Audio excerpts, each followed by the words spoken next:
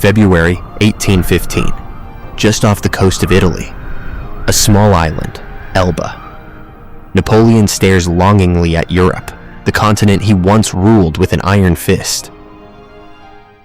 Only a year ago, he held a power unseen since the height of the Roman Empire.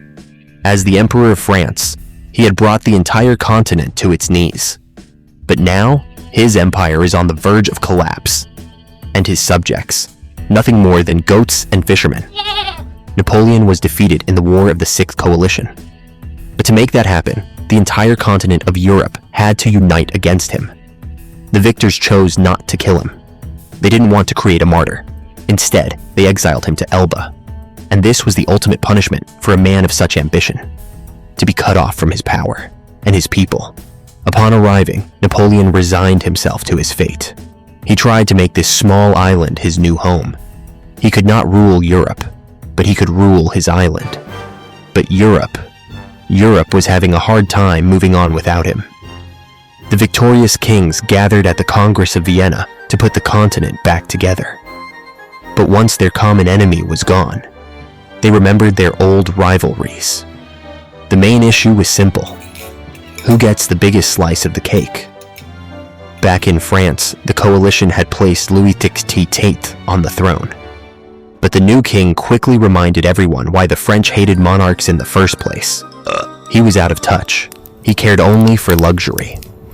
The soldiers went unpaid, and the army began to violently miss the presence of Napoleon. Letters began to pour into Elba. They said if Napoleon returned, the people would embrace him. Napoleon accepted his fate once, but he knew this small island could not hold him. He decided to change the course of history one last time. On Sunday, February 26, 1815, in the dead of night, he took 1,000 of his most loyal soldiers and set sail for Europe.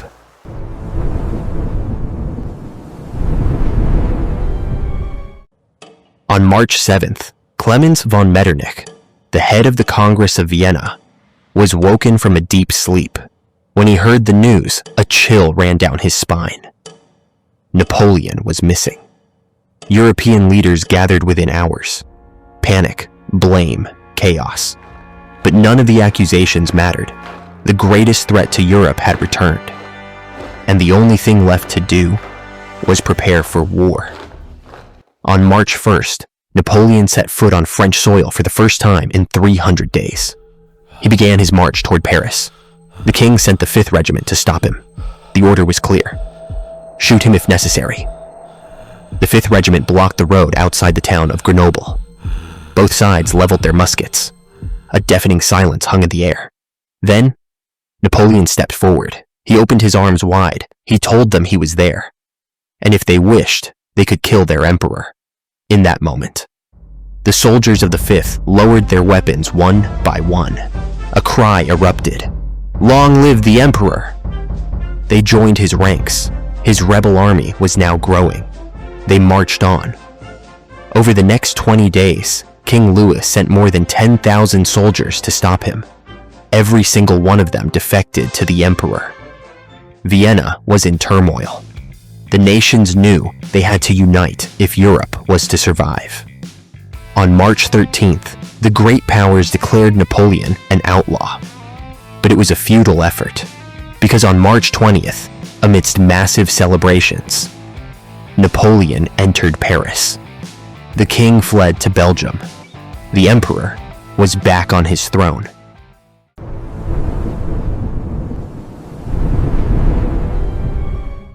Vienna moved quickly. On March 25th, they ratified the Treaty of Alliance. 4 great powers pledged 150,000 men each. They decided to destroy Napoleon once and for all. While the massive army gathered, 2 smaller armies were rushed to the Belgian border. One was a British force, a mix of Dutch, English, and Germans, led by the Duke of Wellington.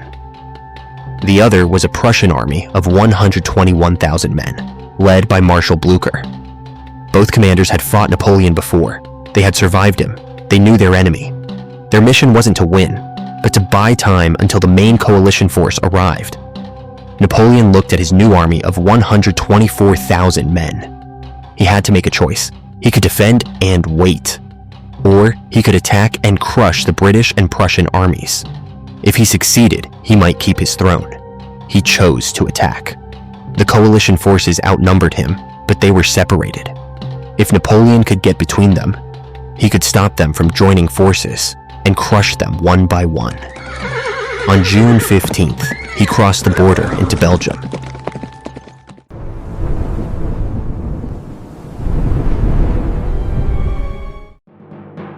Napoleon moved with such speed that the Prussians were caught off guard. The British were alerted immediately. The next day, Napoleon made his move. He split his army.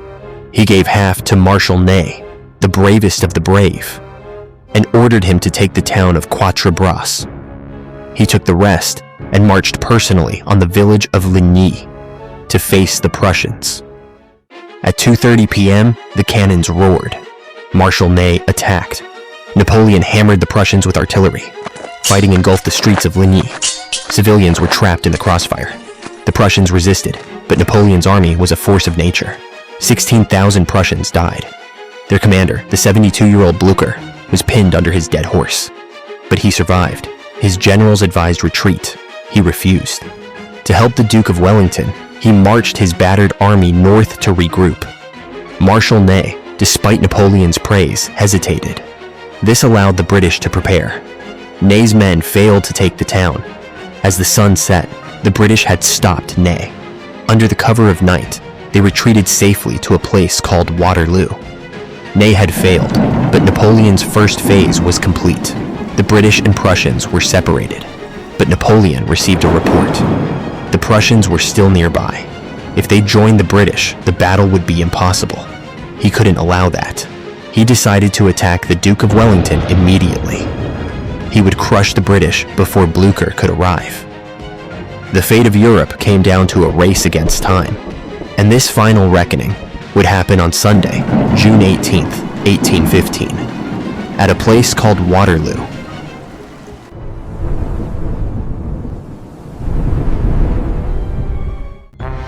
The Duke of Wellington set up a defensive line south of Waterloo. His army was a ragtag group of inexperienced Germans, Dutch, and Belgians. It was a rookie army, but they were the last line of defense against the world's greatest general. There was no fortress, so they turned 3 farmhouses into forts: Hougoumont, La Haye-Sainte, and Papelotte. Blücher sent word, "We are coming." But they were hours away. Until they arrived, the British would be alone in hell. On the night of June 17th, the skies opened up. Before the armies could fight, nature attacked. A massive storm pounded the battlefield all night. By morning, the ground was a thick sea of mud. Napoleon wanted to attack at 9 a.m., but he couldn't move his cannons in the mud. He had to wait hours for the sun to dry the ground. No matter, he thought. His enemy was inexperienced. He would crush them. Finally, at 11 a.m., Napoleon gave the signal, and the gates of hell swung open.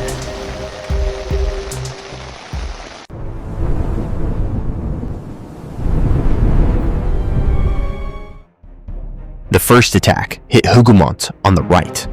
Cannon fire tore through the silence. The goal was to trick Wellington into sending reinforcements from the center. But the inexperienced army put up an incredible fight. Napoleon was taking heavy losses. The Duke watched calmly from a distance. He didn't panic. Napoleon answered with more violence. He rained death upon the British center. French soldiers marched forward, screaming, "Vive l'Empereur!" The battle turned into pure savagery. Bayonets, fists, broken teeth, shattered faces. It was something the British hadn't expected. Just then, the British cavalry launched a counterattack. They smashed into the French infantry, scattering them. But drunk on victory, they went too far. They rode straight into the range of Napoleon's guns. Brutal artillery fire tore horses and riders apart. The British infantry was now exposed. The Emperor smiled grimly. He felt victory was near.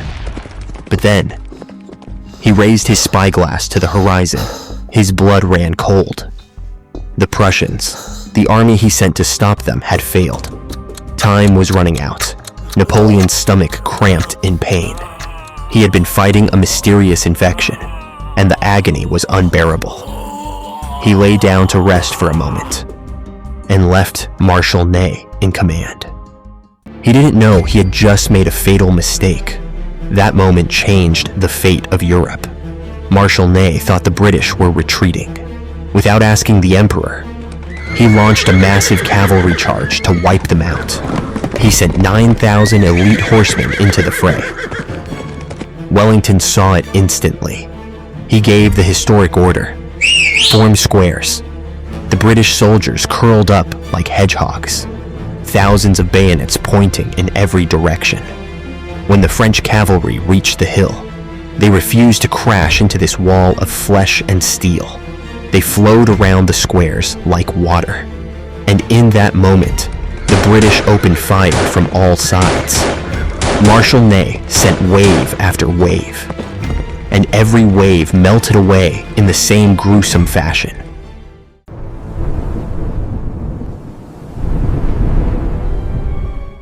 The Prussians were about to enter the battlefield. Napoleon had, at most, 1 hour left. The French captured a farmhouse, punched a hole in the British center. Wellington's defense was on the brink of collapse. He looked desperately at the setting sun. "Give me night," he whispered, "or give me Blücher." And suddenly, a cheer erupted from the left flank. The Prussians had kept their word. Blücher had arrived at Waterloo. Napoleon was now surrounded on 3 sides, and in that moment, the Emperor played his final card. He sent in the crown jewel of his army, the unit he saved only for the most dire circumstances, the Imperial Guard. They did not know defeat. Even their name struck terror into the enemy. They began their final death march up the hill. Wellington's soldiers were hidden in the tall grass. When the Guard crested the hill, everything was silent. And then, a voice shattered the air. "Now!" 1,500 British soldiers stood up from the grass. At this range, it was impossible to miss. This wasn't a battle anymore. It was an execution. The Imperial Guard was shredded. And then, something happened that history had never seen before. Napoleon's invincible Imperial Guard turned their backs, and they began to run.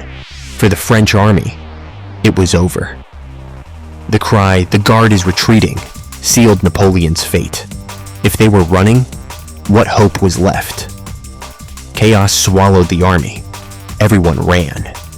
Wellington gave the order for a counterattack. The Allies poured down the hill like a flood. At 9 p.m., Wellington and Blücher embraced on the battlefield. Together, they had achieved the impossible. The Corsican monster who had haunted Europe for 20 years was finally defeated. Napoleon returned to Paris, but the people who had carried him on their shoulders now turned their backs. His second reign lasted only 100 days, and this time there would be no escape. St. Helena, a desolate rock in the middle of the ocean off the coast of Africa. Napoleon lived out the rest of his days there, in absolute solitude. Waterloo was his end. But it was also the beginning of a new world. Prussia emerged from this victory stronger than ever. It would eventually evolve into the mighty German Empire. Napoleon was gone. Europe thought it had found peace for 100 years. But at the dawn of the 20th century, that new German Empire would field the most terrifying army the world had ever seen. And the world was rushing toward a catastrophe much darker and much greater than anything Napoleon could have ever imagined. If you've watched this far, thank you so much. Don't forget to like the video, subscribe to the channel, and click the notification bell so you don't miss the next stories. And don't forget to comment which part affected you the most. I'll read them all. In the next video, we'll continue exploring history's dark, glorious, and often forgotten stories. Take care, stay well, and never lose your curiosity.